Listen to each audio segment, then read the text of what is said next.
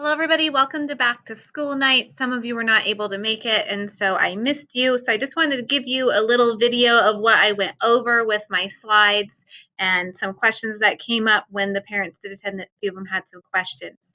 And feel free to ask me questions in Class Dojo. I will answer them as soon as I can. So there was a principal message video, and I will share that in another way. I'm going to move on to the slide about me. My name is April Johnstone, and I've been teaching for 13 years. I've had 10 years in second grade, and one of the years I spent teaching in South Korea. I have a master's in curriculum instruction. I am the district's second grade level lead, and I'm part of the district's improvement collaborative.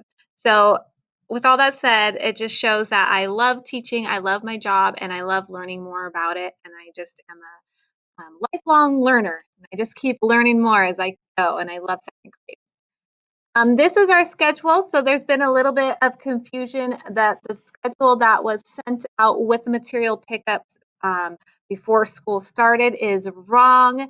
And so I'm sorry that some of you printed that out and use it. This is the schedule, and this is the schedule we've been using for a couple of days now. Monday's the only different day because we have PLC time. Other than that, Tuesday, Wednesday, Thursday, the schedule, the breaks, what we learn when is pretty much the same with the exception of music on Tuesday. So every other Tuesday, we have Mr. Kupfer for music, and then on the other Tuesdays, I'm the music teacher, so I just do my best. But pretty much I do hand motions because I love dance, and we can just do that to songs. Part of our communication will be in Class Dojo. And so my expectations for myself are to post daily messages the night before. I will post photos. I will post events and links.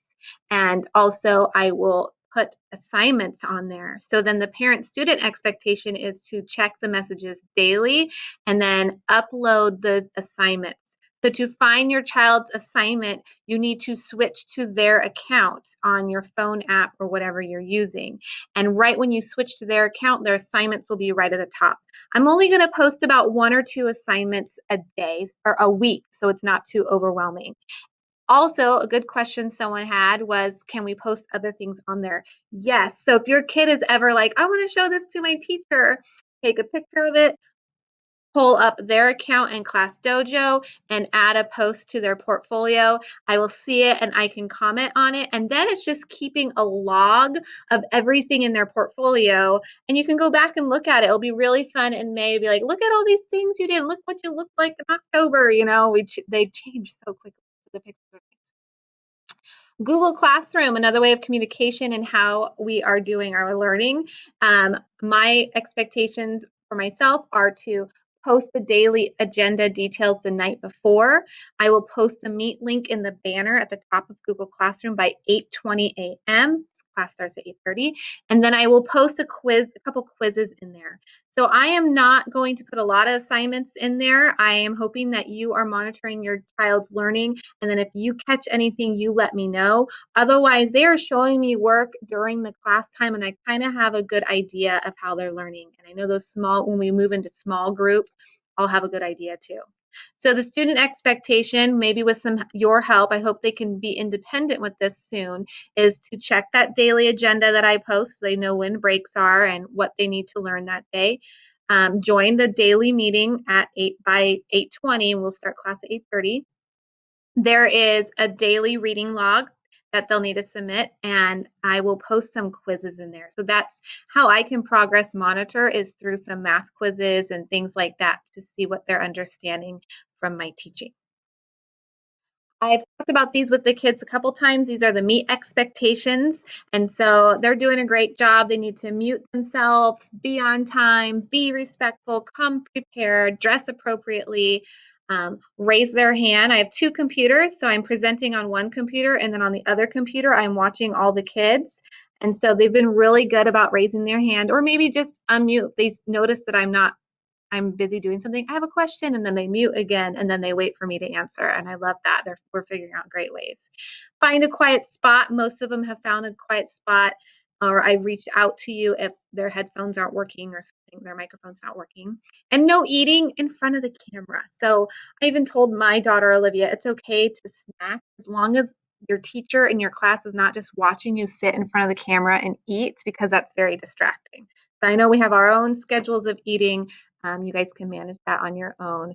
But I would suggest just if they're going to eat in front of, like during class time, it should just be little snacks that only take a couple chews and then it goes down, so they're not sitting there for a while trying to chew something, or have a popsicle or something easy to eat.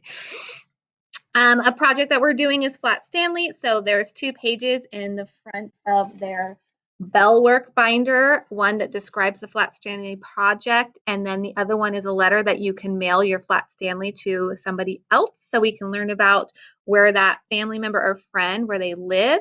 I've had Flat Stanleys go to Australia. I've had them go to just Sacramento, so there's things to learn from Flat Stanley close by. My lights go out sometimes.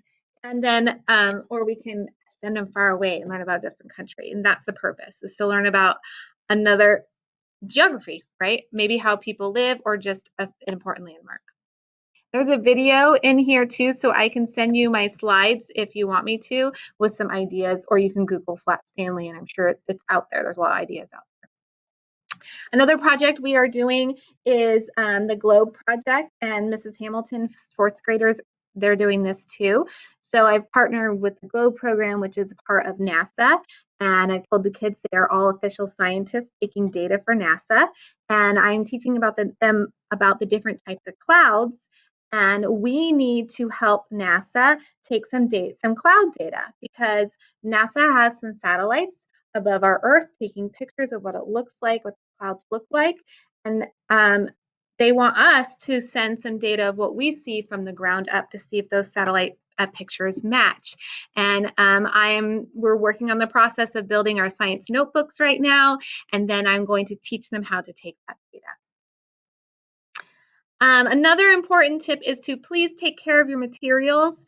We just got brand new curriculum, Wonders curriculum this year, and your kids have it, and I will need to use this curriculum for 7, 8 more years. So those hardbound Wonders books, please make sure they stay really nice so I can use them, so the student next year gets a nice new book too. All materials they should keep nice and tidy and neat, so you might want to go through your child's stuff every day to make sure everything's kind of put away nicely. And I don't want you to do that. I don't want you to do it. I want you to teach your child how to do it. So the more hands-off you can become, the better.